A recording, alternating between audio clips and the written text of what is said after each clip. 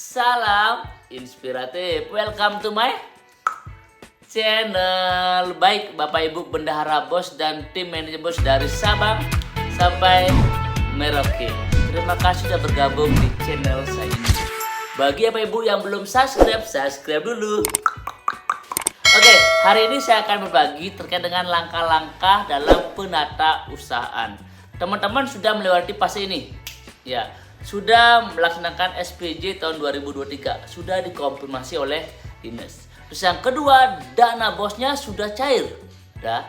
Dan yang ketiga, teman-teman pasti sudah membuat yang namanya RKS tahun 2024 dan sudah disetujui.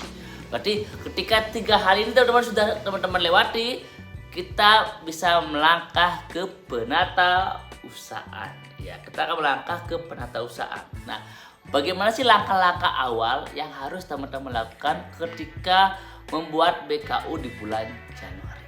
Oke, selamat menatang. Hal pertama yang teman-teman harus lakukan yaitu melakukan cek di Bosalur ya. Silakan login ke Bosalur, kemudian silakan masuk. Nah, di sini teman-teman silakan cek di konfirmasi dana BOSP ya. Di sini teman-teman akan terlihat bahwa dana masuk tahun berapa, kemudian silakan cek konfirmasinya. Jika sudah benar tanggal SP2D-nya, teman-teman silakan masuk ke Arkas.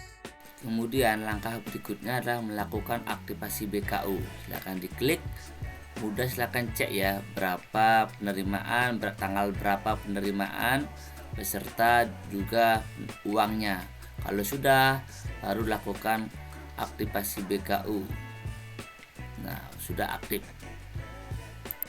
Namun jika teman-teman aktivasi BKU, mudah muncul notifikasi bahwa belum menerima dana ataupun belum konfirmasi dinas. Artinya dinas pendidikan teman-teman atau pemegang markas itu belum mengkonfirmasi teman-teman dalam pembuatan BKU. Berarti mungkin ada kesalahan dalam BKU tahun 2023. Silakan komunikasikan dengan dinas terkait hal tersebut. Ketika BKU sudah diaktifkan, nah seperti ini tampilan teman-teman ya. Tampilan BKU Januari yang sudah diaktifkan, dia akan menjadi draft ya. Di BKU Bos 2024 ini akan menjadi aktif. Kemudian di bawahnya beri tulisan bahwa laporan minimal 50% penggunaan dana tahap 1 paling lambat 31 Juli 2024. Sehingga silakan teman-teman lakukan pem-BKU-an itu paling lambat tanggal 31 Juli. Berarti teman-teman silakan buat sampai di sini ya. Dan jumlah laporannya itu minimal 50%. Itu artinya teman-teman silakan lakukan belanja itu minimal 50%. Jika anggaran diterima 200 juta, berarti teman-teman wajib membelanjakan uang tersebut itu 100 juta sekian. Itu minimal ya. Saya ulang ya. Jika teman-teman menerima uang di tahap 1 200 juta, teman-teman wajib membelanjakan minimal 100 juta, itu wajib ya. Karena jika teman-teman berbelanja di bawah itu akan mempengaruhi penerimaan di tahap 2 teman-teman ya. Saya harap teman-teman bisa membuat BKU itu minimal 50% di tahap 1. Nah, kemudian silakan buka. Nah, di sini ada sistem tarik dan store tunai teman-teman ya. Jika dirasa Bapak Ibu semua di sini itu boleh melakukan tarik tunai, teman-teman silakan klik tarik tunai ya. Karena ada beberapa kabupaten yang emang tidak boleh tarik tunai. Namun jika di daerah Bapak Ibu boleh tarik tunai, kemudian silakan pilih tarik tunai teman-teman. Tarik tunai, kemudian tanggal berapa tarik tunai, terus besarannya berapa untuk melakukan tarik tunai, kemudian silakan simpan. Nah, ketika sudah memiliki uang tunai, teman-teman bisa melakukan pembuatan BKU ya. Ya, ini nanti di sini ada transaksinya ya. Di sini ada transaksi tunai dan non tunai ya. Anggap kita pilih tanggal 3.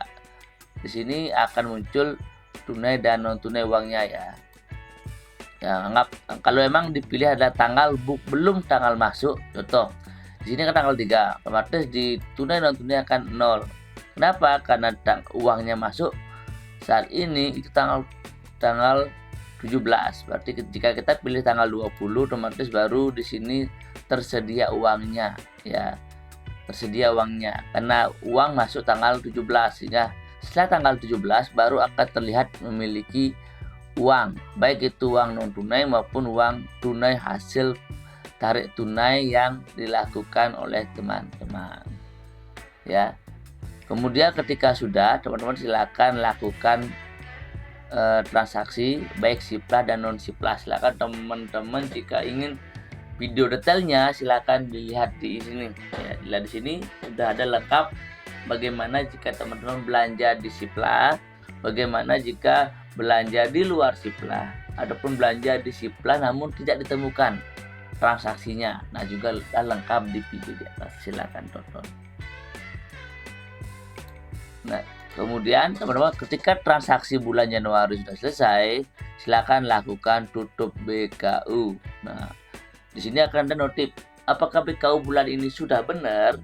Jika dirasa masih ragu, silakan lakukan periksa kembali, ya. Namun jika dirasa sudah benar, silakan boleh lakukan tutup BKU.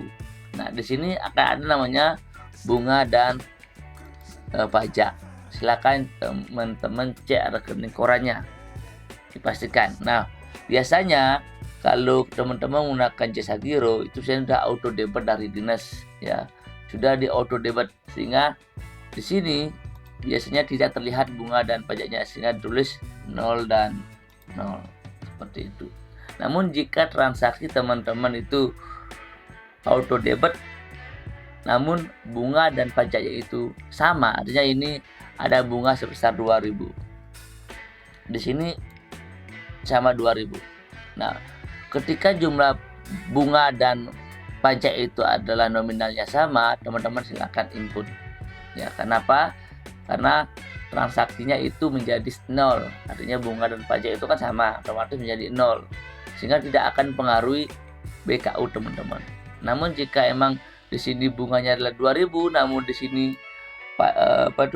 bunganya anggap 8000, di sini 2000, namun di auto debit oleh dinas, bunganya dibawa ke dinas, teman-teman jangan diinput, ya, karena jumlah bunga ini nanti akan mempengaruhi sisa uang teman-teman. Padahal kita di sekolah nggak ada uang, karena udah di auto debit oleh dinas, diambil. Sehingga jika teman-teman input seperti ini, saya yakin menimbulkan tidak balance di BKU teman-teman. Namun jika teman-teman lihat bahwa uangnya itu sama, artinya antara bunga dan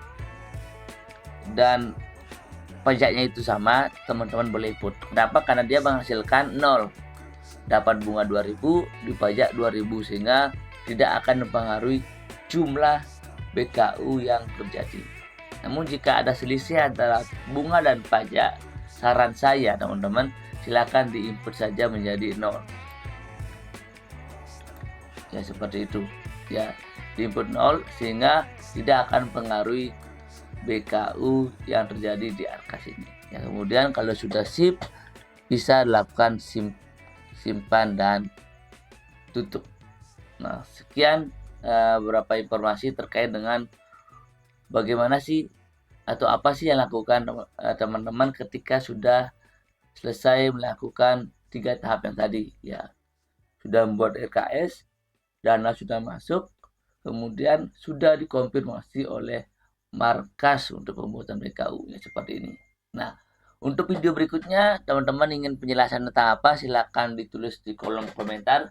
Kita akan coba bahas permintaan dari teman-teman terkait dengan apa sih yang belum dipahami. Oke, salam inspiratif.